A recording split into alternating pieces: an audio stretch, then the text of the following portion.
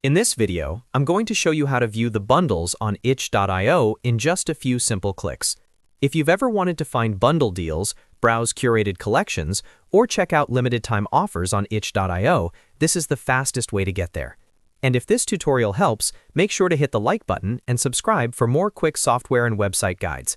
Let's jump right in. First, open your browser and go to itch.io. You can type itch.io into the address bar and press enter, or use your own saved bookmark if you already have the site open often. Once the homepage loads, take a look at the top left area of the page. You should see a menu option labeled Browse. Go ahead and click Browse. This opens a drop-down menu with different categories you can explore on the site. Since we're specifically trying to view bundles, look through that drop-down and choose Bundles. This will take you directly to the Bundles section on itch.io, where you can browse available bundle listings and see what's currently being offered. Once you're on the Bundles page, you can start exploring the available options. Depending on what you're looking for, you may find game bundles, creator bundles, themed collections, or special deals that are grouped together for easy browsing. This is especially useful if you want to discover multiple items at once instead of searching one by one. And that's really all there is to it.